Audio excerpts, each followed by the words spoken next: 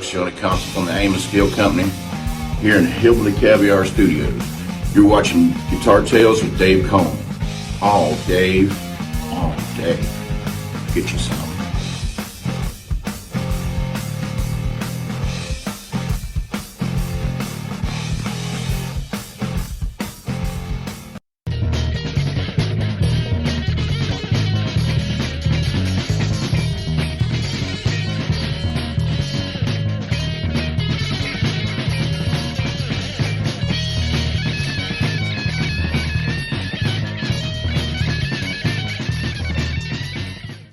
So we have Johnny Compton and Corey Feldman right next to each other at the beginning of the show, because I wanted to open by saying the great Johnny Compton. Does that mean I say the great Corey Feldman? Maybe I do. We have a really fun show tonight with a very grumpy guy who will be joining us, JR Everhart, who's fabulous. I've been watching his YouTube videos. And before we take him out of the green room and into this room, as we do every week, we'd like to thank our sponsor, which is the great Charles Larita of the Great Mischief Studios. Go there to get your instrument fixed, and then you record the next great tune on it, and you make friends over there. You take some lessons, and you market it. You'll get all that done there. Charles is fabulous. So we really highly recommend you go there. The other thing we'd like you to do for us, which is a lot of effort, it's really difficult, but we think you could do it. We have faith in you. Subscribe. It's a challenge, but you could pull it off. We have confidence in you. And all that silliness aside, if you do that, you'll get a little bit more in your feed from our show. We put out a lot of content, and not me, but Scott Guitarmacist Engel, who will be co-hosting with me tonight, does a fabulous job of taking a nice, long, beefy show like we'll be doing tonight, and he gets all these little chunks. So you'll get the 1 to 2 minute clips, and they're just like a little thing to brighten your day. Maybe you get a chuckle out of it. Maybe you learn. Maybe you're just mildly entertained.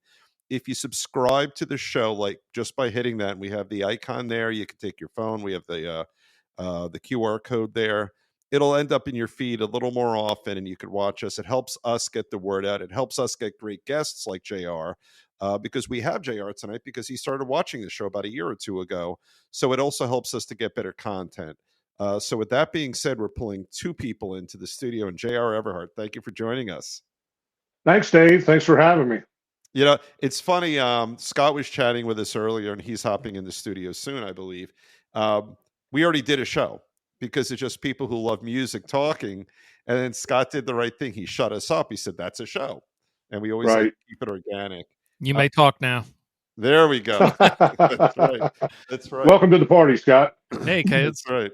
I got my I'm seeing now finally my background matches the Halloween spirit, which is up here 24 hours a day here at in New Jersey. I'm a big horror fan. 33 Studios, right? Isn't that it? Studio 33, yeah. Yep.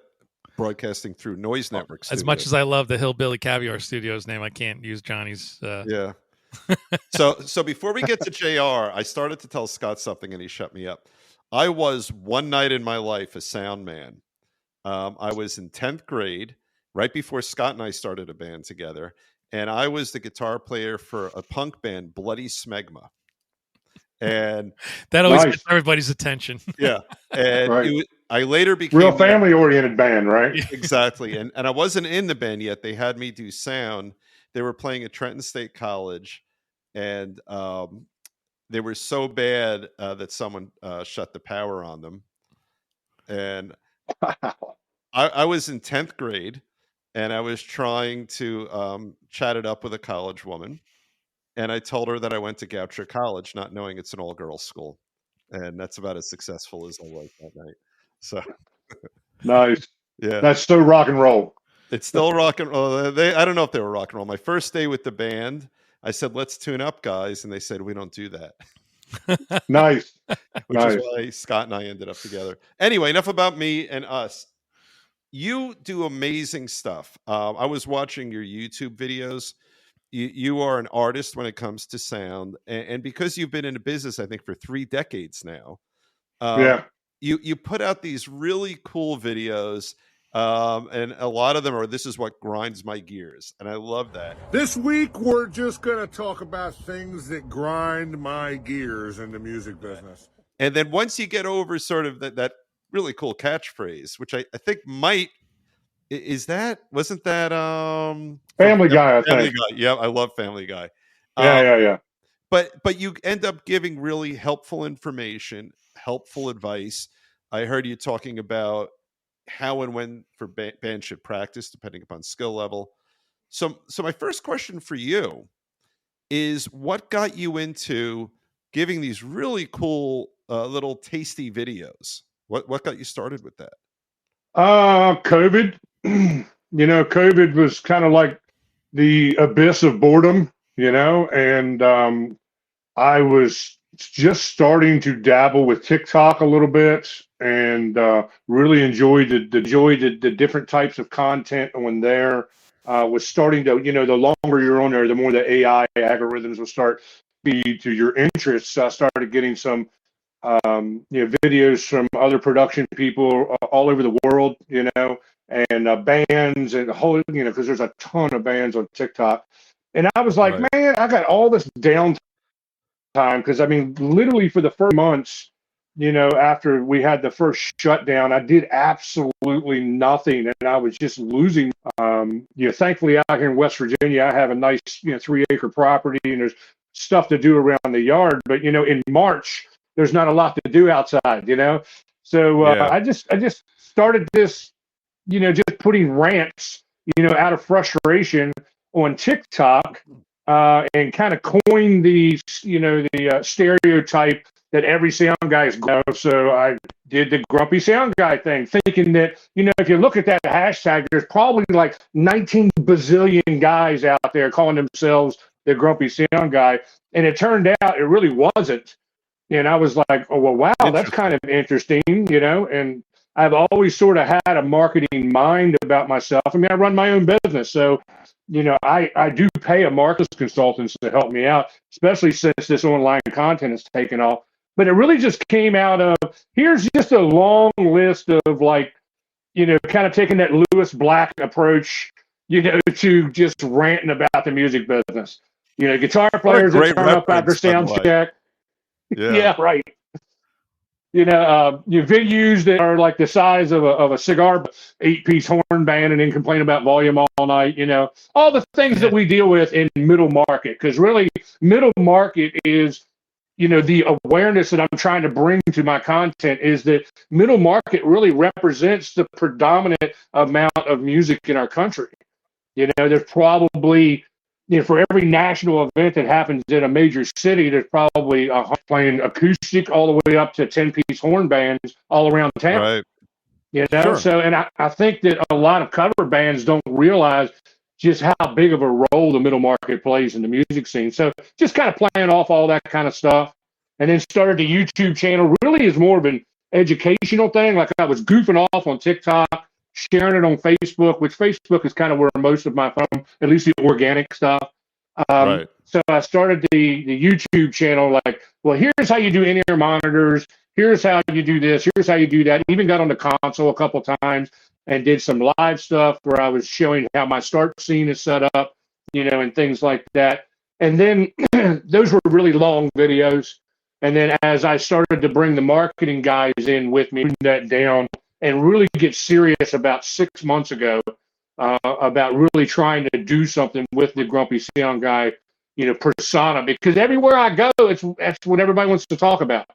Like it's gained me so much street credit that it's just ridiculous, to the point to where I have some bands that are afraid to hire me because they're afraid that I'm going to just online critique and roast them or something on my channel.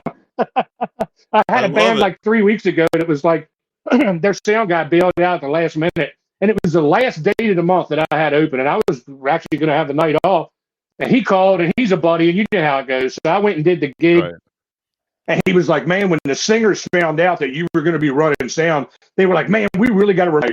Otherwise, the grumpy sound guy is going to be talking about us on Tuesday on Facebook, I love it. I love it. So I think it's brought some accountability to the table too, which, helps all of us, really. Yeah. You do all kinds of size venues, right? You do small and large? Yeah. I don't do a whole bunch of pro touring level stuff. I used to freelance for some companies years ago. I'm really more just, I'll be 51 this month, and I'm trying to work smarter, not harder.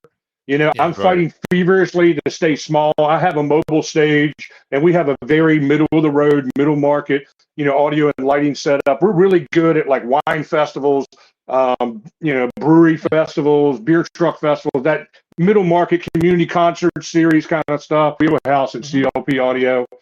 There's plenty of meat on the bone when it comes to that kind of stuff. Yeah, absolutely. Because, the bigger you go, the more complicated it gets, the more stress is involved.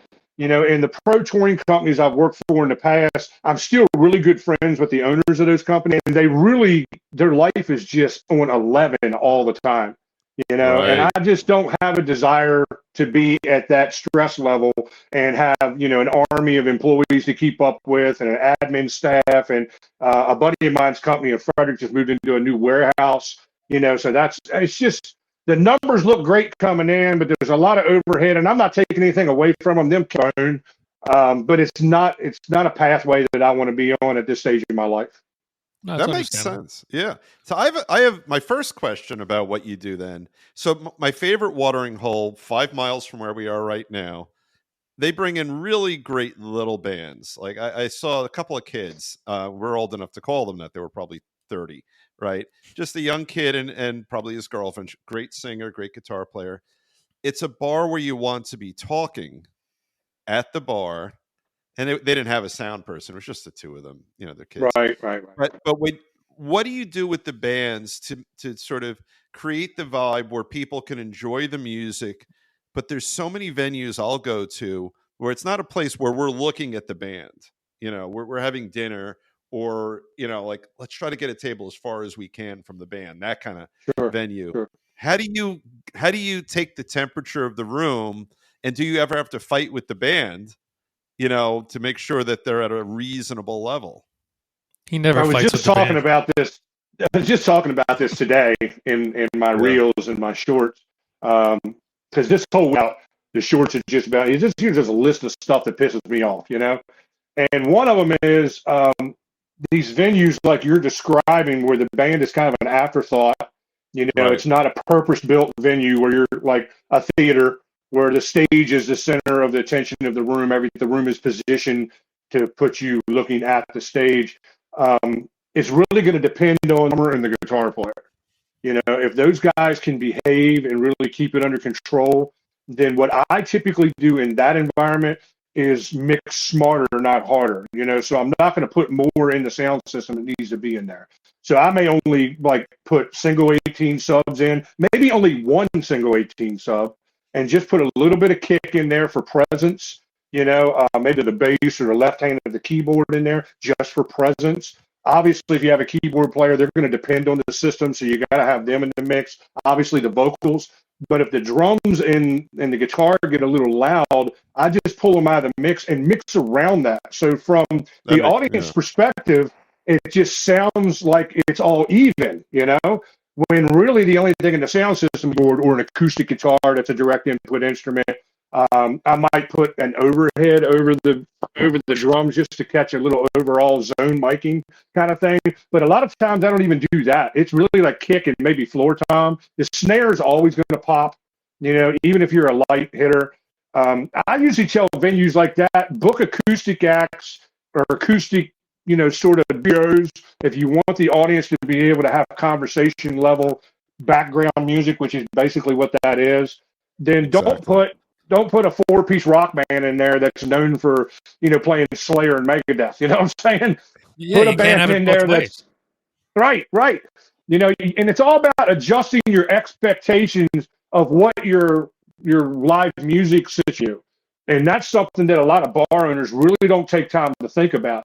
They're like, we just want to they want to make a quick buck. So they want to get the band that draws the most people, shoehorn them into the corner of their room. And then when everybody, can't hear each other talk and the bartender can't hear people trying to take orders over the bar, then everybody's losing their mind. And it's like, well, you're up for disaster here.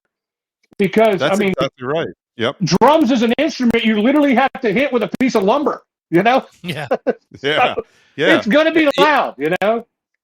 And then, and I love what you said.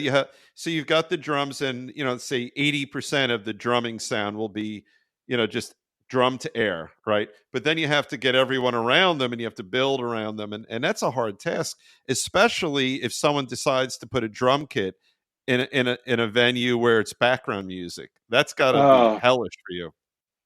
I I've been don't in that get too scenario. much of that stuff because where I am financially, the fee that I charge doesn't usually fit into those budgets. So I don't get too many of those kind of gigs. If I do, it's in like you where they know the band's going to be loud because they typically have college bands or they have college-esque type bands that are gearing their set lists toward college kids.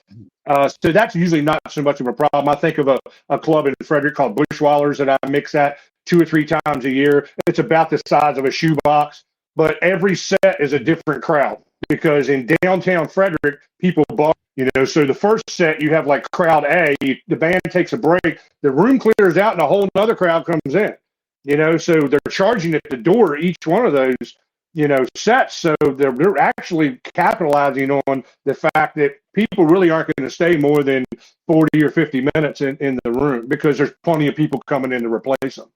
That's interesting. So in that scenario, I always just allow a guy on stage. I think a mistake a lot of young guys make is they want to get everything in the system and have control over everything. Well, that's fine if we're at an outdoor gig or in a big room or, something like that. That's exactly what you want. But when you're in a small room, that's really what separates the men from the boys as far as sound engineering is concerned, because less is always going to be more. That makes a lot of sense. I mean, it really does. And do you have issues if everyone's in the board, do you have intra-band issues where you'll have, if 2 guitar players, you've made him louder than me or her louder than me? Oh yeah, that goes on all the time. And as the sound guy, how do you manage that? I really let the music dictate that. Okay. Rhythm player, and we have a lead player. In a lot of these like B-rated bands, A being the upper echelon, like the Amish Outlaws and Reagan Years, and the guys that really blow up the middle market here in the Mid-Atlantic. Right? Yeah, absolutely. Those kind of bands are playing different venues than B bands. In level of musicianship than B bands. So my responsibility as a sound engineer for whatever client that I'm mixing is to make that band look as good as they can possibly look.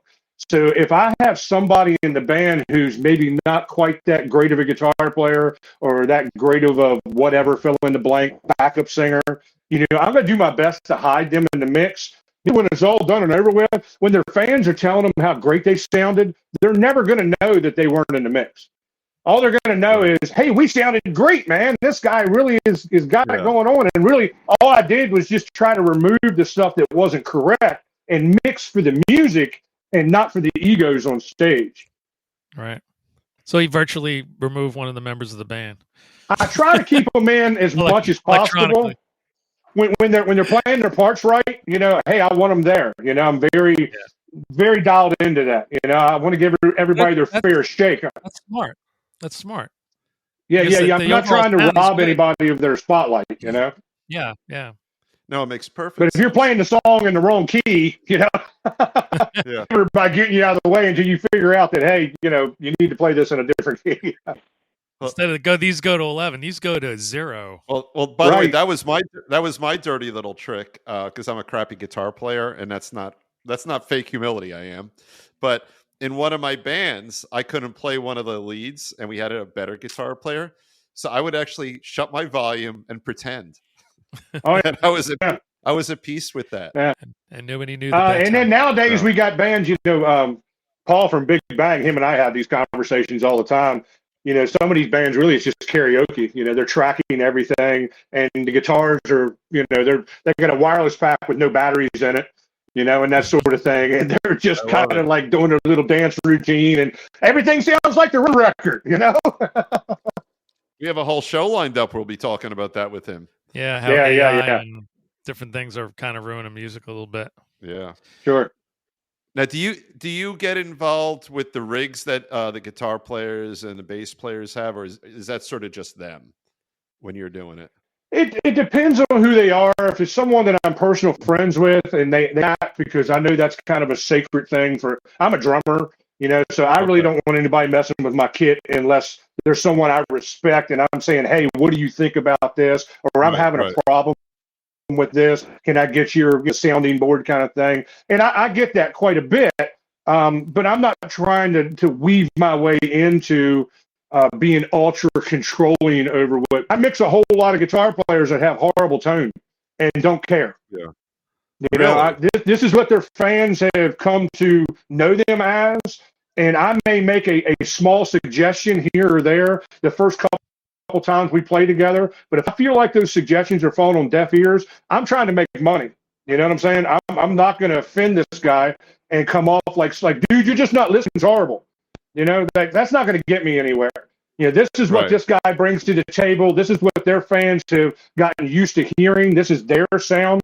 Whether I think it's great or I think it sucks, that's between them and the fans. I'm going to do my best as a sound guy just to reinforce it and make it sound as fat and as good as I can. But I mean, it's a microphone, man, not a miracle worker. You can only do so much with it. And with some of these cats, man, especially these guys with the pedal boards with like 28 pedals and 316 little cables go bad. Those guys are the bane of my existence because the little cables go bad and they always want to blame it on my end. Well, it didn't do it last night, so I have to jump through all the political hoops, helping them realize it in your pedal board. Plug your guitar directly into the amp and see what happens. And then when they realize, hey, I guess it is. It's just simple signal flow. Follow the signal flow, kind of thing. That's all it is. But I don't want to be part of that conversation because you could spend 30 or 40 minutes in this guy's pedal board without even dropping a dime, and I usually don't have time for that. So I mean, if you want my help, I'll help you, but this is your rig. You put it together. I'm not going to be able to wave a magic wand over it and make it stop buzzing or whatever it is that's going on. That's the problem with some of the expensive Kemper stuff. Sounds amazing, but if that unit dies on you and you don't have a backup plan, you're in big trouble. You're dead. And then the whole idea of, a zillion pedals, I mean, some people pull it off beautifully. And I've sort of pushed us into this segue here. Scott knows what I'm about to chat about. We had Rick Taylor of RBI Music on, I think 2 episodes ago, maybe 1 episode ago. We became fast friends with him. He did the coolest thing ever. And this is a free plug for him. He sent Scott and I each one of these. So it is the coolest thing in the history of cool things. So remember Silvertone from Sears? Oh, yeah. Everyone does. Remember the Silvertone amp, the 212, right? Sure, yeah. This is the Jackson Audio Silvertone 1484. It replicates the sound of the Silvertone 1484 amp. And we were just, before we went on, Scott and I plugged mine in. It's the most amazing pedal you've ever listened to. Kind of crazy. Wow. It's not really so much an overdrive, although it can be. It makes my old, and it turns out I have an old vintage amp, which is also owned by RBI Music, and it just makes it sound like a Silvertone. So wow, that's amazing. Yeah, it is. And to talk about your guys, if they had enough confidence, right? Some of these bands, they could take one pedal like that, sure, and clean with a little bit of flavor in there. And they'll sound and let you work the rest. No, I stripped down my rig too. I used to carry a big pedal board, and I did the Line 6 thing with their big pedal board thing, and then I just got it down to like 1 unit, $300 unit, overdrive, modulation, delay, reverb, and a boost, and that's it. Done. I see a bunch of guys using the Helix, and they'll get in there and customize it. You know what I'm saying? And that typically never works out great. So I probably run into more thin sounding guitars because guys just don't understand the technology, that fat tone out of these digital processors. I know have mixed other guys, especially I do a lot of up and coming Nashville guys, acoustic duos, like 3 and 4 piece guys that are doing like field dates coming through, up 95 or up, 81 or something like that. And I've seen a couple of those guys with helixes that sounded like a million, but it was minimal stuff. It's the same thing we deal with digital consoles. You know, when digital consoles came to the forefront, they were amazing for 1,000 different reasons. But one of the Achilles heels of that, and I run into this, I interned some guys from a local university from their audio, degree class, and it's like, man, just because you have 20 you can apply to that channel doesn't mean you should. You know, it's like the difference between intelligence, understanding that tomatoes are technically a fruit, where wisdom is knowing not to put it in a fruit salad. You know what I'm saying? It's that kind of mentality. You know, where less is always more, and the cats that understand that and don't try to compress every patch and EQ, play really good guitars. You know what I'm saying? Have it at the source. I'm kind of a purist that way. You know, because I came up, I'm 51, I'm old enough to remember analog. I came out of the analog world into the digital world. And I remember the first time I looked at a digital console, I was like, this is going to be a disaster for guys who don't understand analog, because they're going to think because it's available, we should use this on every channel. And you really don't. Yeah, and it's degrading what your right hand and left hand are doing on the strings. Absolutely. You know, if you don't do it with intention. Sure. You know, I mean, look, I joke that I'm not good, but I know, like, I could cover up a lot. But if you want really good music, if you're not doing it with intention, if you're not doing it with focus and planning on what you want to accomplish, I mean, I'm listening to you talking about what you're doing with intention for the sound of the band, and you're talking about maybe getting the ambient sound of a tom-tom, and you're saying snare doesn't need it because it'll pop on its own. Acoustic guitar, obviously you want that straight into the board. There's a science to what you're doing, there's an intention to what you're doing. Sure. And you're not goofing around. You're saying, here's the venue, there's 300 people in here, the band's over here, they're 20 feet from the nearest table. I want the people in front to not be overwhelmed, but I want the people in the back to hear. I want these rear speakers here. I got to make sure the band can hear what they're doing, with the monitors, all that stuff, but you're doing it with intention. Yeah, you're going to own it, because it's your mix. And I take that very personal, because that's just kind of the way I'm the same way with my drumming. I'm OCD. I'm a detail guy. I'm a big personality. I am very meticulous. I am not a set it and forget it sound guy, but I don't tinker till it's horrible, because there's those guys too, who don't know how to leave it alone. No, each song may require a different vocal mix, because there's 3 different vocalists in the band, or because vocal 2 sings a harmony in the second song louder than they did in the first song. So I'm trying to stay dialed in on that and be part of the presentation as if I was on stage. And that's where I think being a musician really helps you being a sound engineer, because you get this, and you know what I'm talking about. You get this in your DNA where you can't unplug from the music. Like, it's just part of you. And then mixing cover bands where I know 98.9% of the music they're playing anyways, I know when the guitar solo is coming. I know what the vocal harmony should sound like. I'm going to try to mix it like the record and make it sound like the record. And again, it comes back to that experience thing where you know what not to do being as important as what you actually are proactive with doing. But whatever you do, own it. I was going to say, even when I'm setting up with a sound guy, especially if it's a newer sound guy, I have a lot of personal sound guy etiquette, I call it. I'm not noodling on my guitar while he's trying to mic my amp while his head's right there. And you'd be surprised. I'm talking to the audience now. The awful things that sound guys have to go through with bands that are really green. Right as soon as we do it, they do a sound check right away. I can't hear my vocal. I can't hear my guitar. It's like 17 different orders coming at the guy at once, and he's got to go, let me work on his mic. Yeah. What do you need? And now what do you need? Now I'm ready for you. What do you need? Sure. Yeah, you're absolutely right. It goes a lot better. Absolutely.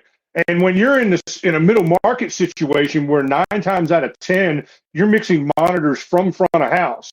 And I mean, if you've got guys in in-ear monitors, that's awesome. That takes that, especially if they're all inclusive and they have their own split snake and their own mixer on stage and they're mixing their own monitors. That makes a lot of young guys look good because they don't have to mix wedges, because wedges are tough to mix. And you got to have a real dialed in ear for frequency to get wedges right. Well, if I'm mixing your wedge mixes from front of house, I have to establish gain structure in the house first and come back and get your wedge mixes right, because that input gain on each channel affects the send to the wedge mixes. So it's like, guys, let me get front of house right. Then we'll come back through all this again and we'll get monitors where we want it. And then give it a song or two in the first set and let me get compression dialed in and things like that in a real world application where the whole band of the audience, everybody's warmed up, singing like they should. The guitar player's finally figured out what volume he's going to play at for the night, you know, and you can dial all that stuff in, then come back like song 3 or 4. I'll walk up to the stage and start looking at guys like, hey man, you cool? You know, how you feeling? And then I'll make adjustments yet again and then save that after the first set. That's typically the way I handle that situation. You know what I love about what I just listened to? So we have in our audience, we have people who are going to understand every single thing you said. But this is my favorite part. There are people who watch our show who know nothing about this. And what I love about it is those same people will go to bars and venues and listen to music and enjoy it. And until they watch this show, will have had no understanding or appreciation of what the non-members of the band have to do to make sure that good sound is delivered to them. And that's really cool, because I would imagine the conventional wisdom among intelligent people who know a tiny bit about music, they'll just say, well, the band turns on their instruments and they have a PA system and they play. And if the sound's good, it's because the band's good. If the sound's bad, it's because the band's bad. And part of that is true, maybe. But this whole piece of it, I think, will be wonderful for our audience who has no appreciation. Like, so let's say, for example, you go to a family party, right? And a 15-year-old kid of one of your cousins says, what do you do for a living? How would you give them the so-called elevator speech about what you do to make bands sound good? My go-to response to that is usually I take sonic chaos and turn it into art. Oh, I love that. That's I love that. That really is. Yeah, that's and that usually flies over their head, and then I'll have to go and explain to them exactly what I do. And even conversation, they're going to walk away and tell their buddies that I was a DJ. So I mean, usually the way that goes, you know, welcome to my world, you know. Sound guy is key, man. I can't even tell you. We got a bad sound mix or a bad sound guy, or you know, and they're out there like any profession. Some guys are really great, some guys are not so great. Right. And we've had guys like the thing is feeding back like crazy, and he's nowhere to be found because he's on his little iPad, who knows where. Yeah. So we're stopping what we're doing. We're looking around for the sound guy. You don't want to get on the mic like, where are you? Right. Right.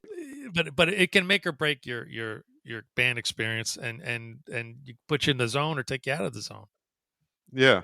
That's exactly right. Because I mean, what we're trying to is really just make sure all the levels are in the correct channels. Like guitar 1 is one channel, kick is in the kick channel. We really don't sculpt it into this beautiful sculpture until the band actually starts playing and we get 2 or 3, 4 songs under our belt. And now we have everybody settled in with how they're going to perform on stage. We've got compression set in a nice place where it's still dynamic and everything to death.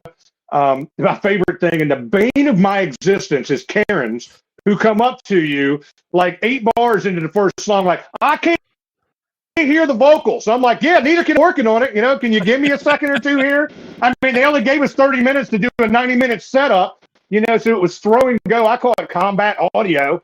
You know, we're just trying to get the show going. Can I have 2 out in, please? You know, so we talk about that a lot on the channel. I try to, you know, help out when I can. Sometimes we bring our own mics and, you know, the guy, he drapes the wire over it. I'll stick it in there, you know, little things. Sure. No, it's so how do you deal on an interpersonal level? You could push off the Karen, but that's sort of bad for your business model. So how do you handle the Karen to support your business model? Or are you just busy enough you don't have to worry about Karen? This is an ongoing conversation with production guys. Like this conversation never ends. Like every time I get into a circle with some of my competitors, which we're all friends, by the way, and we talk to each other. So if one guy blackballs a band, you're probably going to get black production guys, as we all talk to each other. But some guys just ignore them. It depends on the caliber of the gig. Who it is that's complaining. If it's the person that writes the check, I might smile and nod. Yeah, okay, thanks for the input. I'll make some adjustments. That rarely happens, but usually the people paying for the gig is smart enough to kind of just stay out somebody's girlfriend or someone who's a friend of the band who thinks they know something about pro audio. I mean, the reality of it is even most of the promoters and the bar owners have no idea what it is that we do. They know we load in a bunch of equipment, set it up, and make noise. And if it doesn't squeal and feedback all night, they really don't know if the guitar was nice and fat, or if the kick was, really, or the snare sounded like trash, or as crazy as it sounds, the singer sang out of key half the night. It's amazing how when you're playing the right songs that the crowd wants to hear, how much of that they don't even catch. So they really don't have any idea what it is that we do.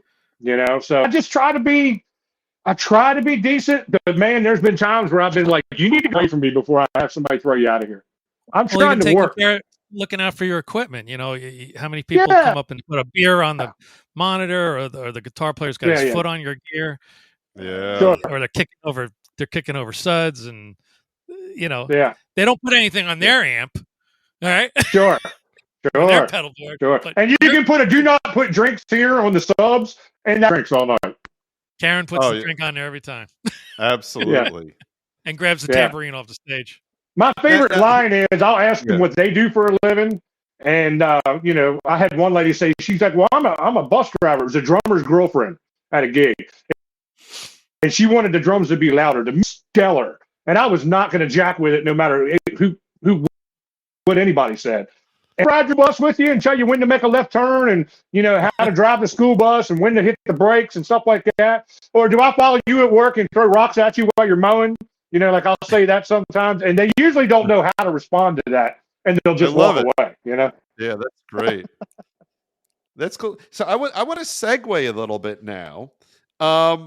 So we got you on here because you've got an amazing online presence. So let's talk. We were talking before we started taping because we did a show before we did a show, like we always do. Right. And when the beer flows, it gets even better. But so how has your internet presence, that's the wrong word, that's like an old man word, your social media presence, I am an old man, but Scott's a few months older than I am, I think. But how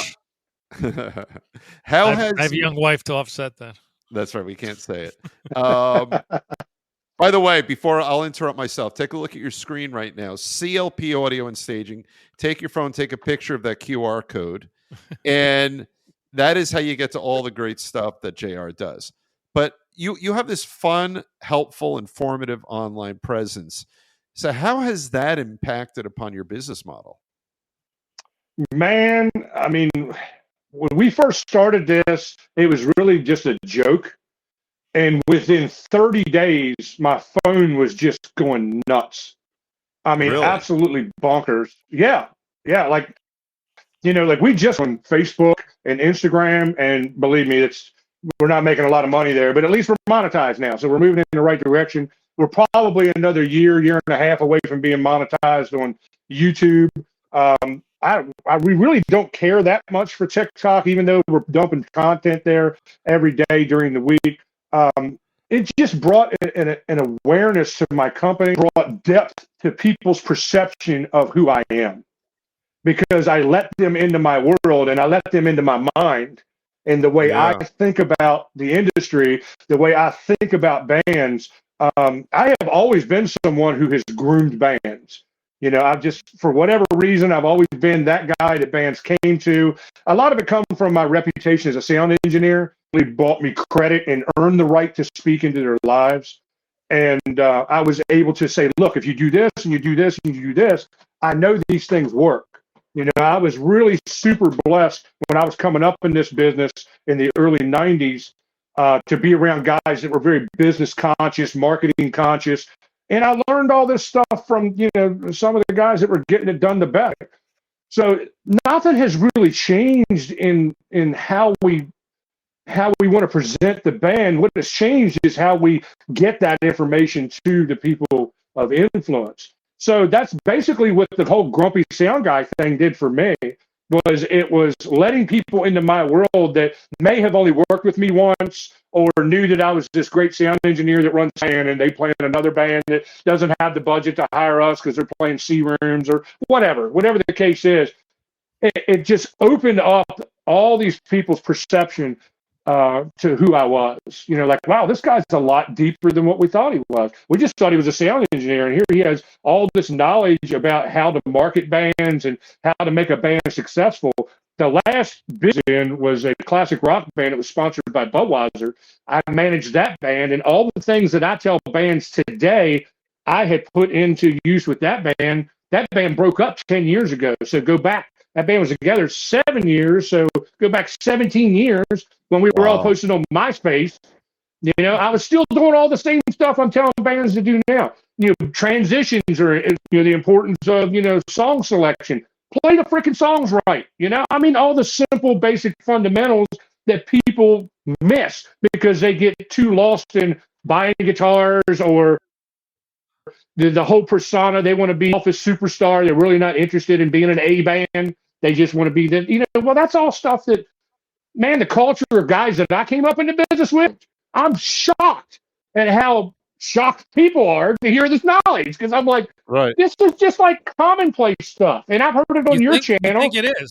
I know, but you think it's commonplace, but it's not. You guys talk about this stuff all the time. It's we like, do, Yeah, give us your top 2 or 3 dumbest things you've seen bands do. Oh, man. How much time dumbest things.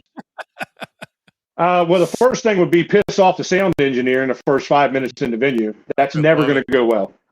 Yeah. It's never going to go well. I am so completely anal about the mix being a representation of who I am that even if you piss me off, I'm still going to try to give you the best. That mix belongs to me.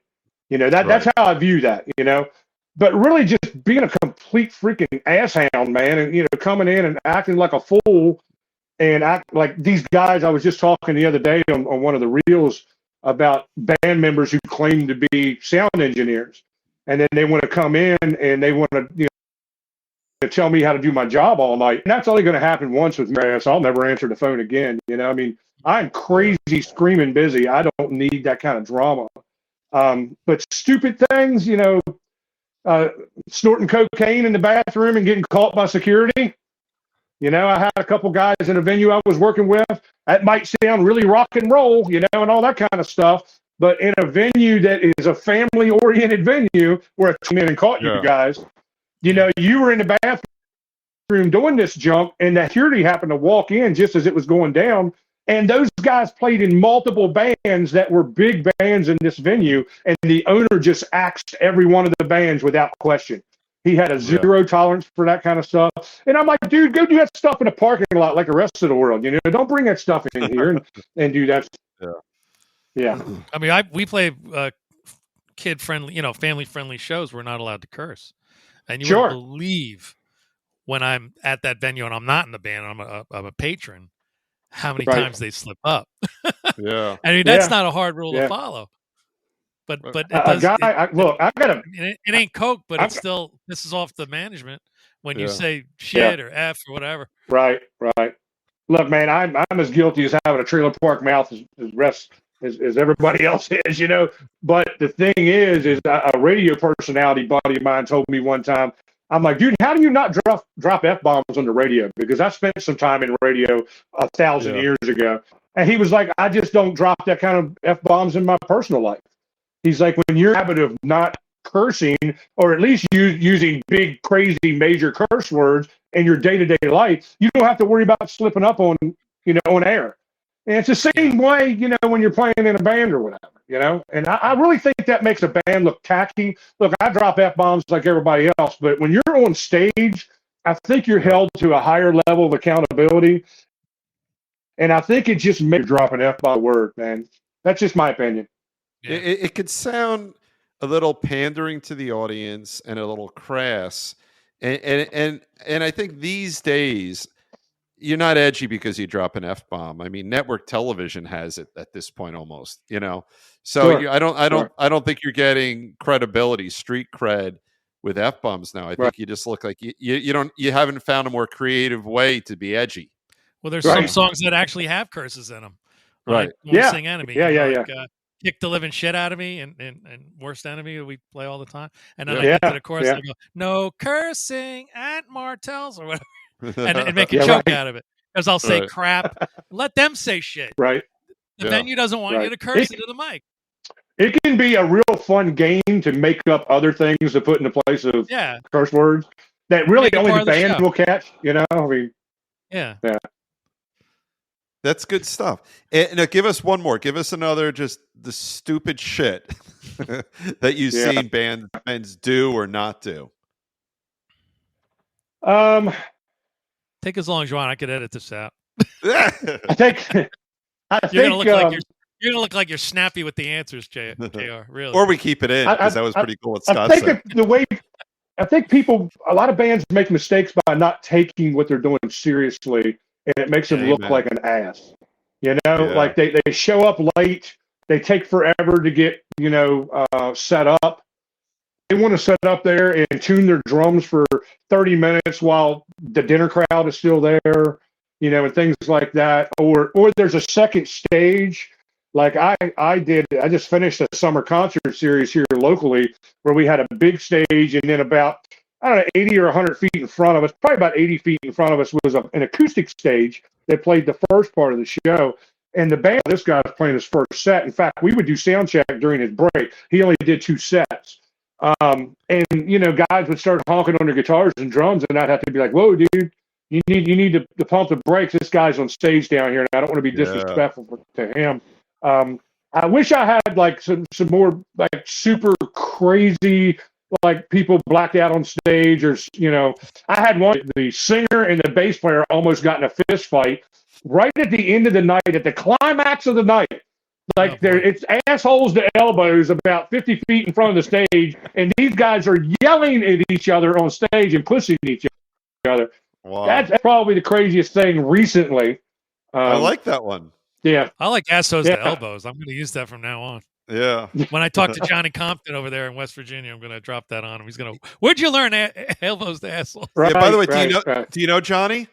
I don't. Where's he at in West Virginia? God only knows. But he's in a band called Hair Supply. Do you know them? Never heard of them. Because West Virginia is probably about half the size of Jersey. I think I guess it's big enough where you wouldn't. It's not that incestuous there, but you would know. The thing is, when you tell people you're from West Virginia, they're like, "Oh, do you know so and so?" Like we all have like a weekly meeting, and you know everyone's whatever. I live in that little football shaped thing that's kind of the thumb of the state. You know, the Eastern Panhandle, and we are radically different than the rest of the state because, and I'm from here. I've lived here my whole life. Because we are a bedroom community for DC, you know, and we look more like Frederick, Maryland, and Leesburg. Okay, gotcha. You know, than what we do the rest of the state. I am only 90 minutes from Inner Harbor or 90 minutes from the mall in DC. You know, it's a great place to live because the taxes are cheap, and I'm within striking distance of all, you know, 2 big markets, you know, or whatever. I don't know where he's at. He may be further. He might be, yeah. I went to GW, and one of my summers for money, I worked for their building department. Half the people who worked there lived in West Virginia. I can't believe you went to Get Wasted University. I did, and I did. I went to UR High. I'm probably I'm probably 3 hours from Morgantown, where WVU is. You know, that's down in the middle of the state. Just north of Charleston, I think, 45 minutes or something. And when you go down, whenever I go down to Morgantown to do a gig or something, it's always a culture shock because it's so radically different than what it is up here on the I-81 corridor. Because we're sandwiched between Winchester, Virginia, and Hagerstown on I-81. You know, so I pass through your neck of the woods all the time because my kids go to Tulane, so I take 81. So I passed through that little sliver. I was there in May, I passed through a little Sure. sliver, and I'm in West Virginia for maybe 30 minutes. Is that how long 81 goes through? It's 26 miles of redneck love. Yeah, it is. It is, and it's pretty. It looks like it's Yeah. nothing different. You just see the sign, "Welcome to West Virginia." Sure. But Yeah. but yeah, Yeah. and I didn't realize 3 hours you could drive. I thought it was smaller than that. No. The joke it's bigger is, than you think. this is West Virginia. We live here. That's I Wheeling. love it. This is the Eastern Panhandle. Scott, I think we've been disrespected. Oh no. If you're from So- West Virginia, you're laughing right now because it's like I live in a little town called Inwood, and our famous saying is, "It's all good in Inwood." I like it, and you're where the Waltons were, right? Not quite. No, I mean West Virginia though. They were. Oh, yeah. The Waltons were in West I Virginia. think that didn't was even know southern that. West Virginia. Okay, We'll have to ask Johnny where he's from. we will. Over Good night, there at Johnny. Hillbilly Yeah. Good night, Mary Hillbilly Ellen. Caviar Studios. I think we just discovered each other on TikTok, if I'm not mistaken. Like literally like a week ago or something. His thing came up in my feed, and I seen West Virginia, and I was friend. So I followed him, and he followed back. And he's liked a bunch of my videos and vice versa, but we haven't had a chance to actually correspond yet to see where we are in proximity of each other. He's Great worth guy. knowing. He's he's just a good human being. I keep threatening I'm going to Sure. come down to West Virginia and jam with him and stuff. And I don't know. It's just never going to happen. I Cool. don't think, but I would like it to happen. Yeah, he's a good guy. Cool. Well, here's the crazy thing about our show. So if you weren't looking at a watch, what would you say? We've been chatting about 10 or 15 minutes? Oh, 15 minutes tops. Yeah, I'm looking right now. We're at 51. Right. minutes. Exactly. People are shocked. So when you have a great guest and a great time, the show just absolutely flies. 51 minutes of ranting. Yeah. Right. So before we wrap things up, how do people? You don't need anyone to find you, but how do people find you? If you're interested in the Grumpy Sound Guy content, you can literally just go to YouTube and search the Grumpy Sound Guy, and you'll find the channel. Same thing on TikTok, I believe. You can look me up on all the socials. I'm on Twitter, but I'm not on Twitter. It's one of them kind of there, but I don't check it very often. I'm on Facebook most of the time because I'm old. That's where all us old people are, is on Facebook. We're all comfortable on it, right? We feel safe So we there. know the format. We don't want anybody on our lawn. We don't want to change how anything is set up. So, Facebook. So if you look for JR Everhart, you'll find me there. If you look for CLP Audio and Staging, if you Google CLP Audio and Staging, you'll find me. Company website. I have a brand new website the marketing people just released 2 days ago. CLPaudio.com is where you can find me. I looked at it today. It's got this scroll where you could press the arrow left and right. Sure. And And we're getting ready to unroll in about another 4 or 5 weeks, subscription-based consultation, because we're getting people who want that. Ooh. So, I mean, for a small monthly fee, you could bring me on board with your band's team for me to critique you, to help you, to come out and set up a start scene in your sound system. If you're a bar who can't afford to hire a guy of my expertise level full time for a monthly fee, I can come in, do maintenance to your rig once a month, and I can train your people and also funnel people into your venue and help you get staffed correctly, because I'm super networked with tons of sound engineers. So yeah, there's going to be a lot of really cool, fun stuff coming. Probably going to hit November with all that sort of stuff. And we'll have 2 different categories. We'll have one for the corporate entities that will be one price point, and then we'll have one for like the normal cover band musician, local guy, even like a local church that has a small budget that just wants someone like me to come in and keep their staff dialed in once a month or something. So we're real excited about that. That's the next level of this on this. That on is the side something of a the website. lot of people could use. Yeah. Definitely. Yeah, I believe so too. Yeah. Yeah, there's definitely a market for that for sure. Yeah. Just step into any club and you'll see. Sure. You could start ranting right away and say, this needs to be fixed. That needs to be fixed. And the thing is if you what we're working on, we haven't dialed it all in yet, but if you get some of the bigger packages where there's more amenities in those packages, you even get discounts on my services. And we're working on a bump free booking. I mean by that is a lot of times, like say I work for band A over here, 12, 15 times a year. But in the summertime, when I have $10,000, food truck festivals coming in that need stage sound and lights, it's hard for me to take this, $1,500 gig when I got 10 grand laying on the table over here. Well, Yeah. there'll be a certain tier of the subscription-based stuff that if you're vested in that, you'll get a bump guarantee where you won't get bumped. So your gigs will be solid with us. And I think that's going to be super popular because that's probably one of the biggest challenges I have right now. Guys, I turned down probably 200 shows this year. Wow. And I swore to God that I was only going to I did 180 this year. I said, I'm backing it off. I'm going to do about a buck and a quarter, 125 shows. Right now, if I don't book another show and I got a bunch of time open here in the fall, I'm at 187 shows. So, I mean, Wow. I'm a small company. I'm trying to stay small. I've got 2 or 3 part-time 1099 guys that work with me, and we're just trying to keep it personal so that we can keep the consistency of what we do at CLP today. I love that. I absolutely love it. And, and on behalf of Scott and I want to thank you. This is a topic we haven't covered before. And I think, our listeners are really going to get a lot out of it. And it's even my way to pay homage to all the sound guys, that I've worked with over the years. They've all been terrific. Yeah. And, you said about not pissing sound guys off when you first get there. Listen to me, band guys. Shut up. Yeah. Let them hook up the stuff. Let them get the mic going. Don't be testing out the distortion channel on your guitar when the guy's got his ear right up to the amp looking to do the mic placement. Come on. Yeah. It's basic stuff. Basic stuff. And I mean, the bottom line about that scenario is if you're going into a venue that's had the same forever, he knows that room better than anybody.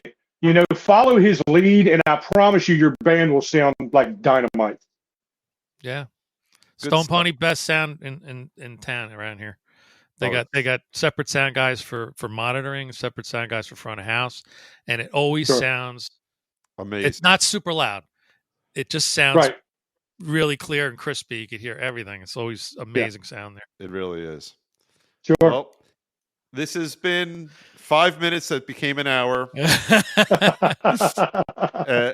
Thank you. This was Thanks fun. for This having was a me really on, fun man. show. Absolutely. As we always say, you come here a stranger, you leave a friend. Yeah, absolutely. Absolutely. So we had a great and time. I keep telling Paul I'm going to come up and sneak up here. When I do, I'll let you know. We'll all get together and have a beer. Yeah. Oh, we Definitely. absolutely will. Here, we'll share a Genesee. That's the crap I'm drinking tonight. Genesee when there's nothing better in your fridge. I just came up with that one. Anyway, thank you so much for joining us. Again, I say it at the beginning now, thanks to Erin, who reminded me through Scott's wife. Subscribe, but it gets buried if it's at the end of the show. Thank you again, and we really appreciate you joining us tonight. Sure. We're going to take Thanks, us out guys. with a little Big Daddy Abel and the Amish Outlaws. I love this bumper. Oh, you got to stick around and watch Awesome. this. Yeah. Yeah, Check it out. definitely. I'm number 2. I'm number 2. No, I was the second. That's right. I was the second one. The second on Guitar Tales, ladies and gentlemen. You're watching it right now. I'm Big Daddy Abel with the Amish Outlaws. I got to go back to work. Here we go.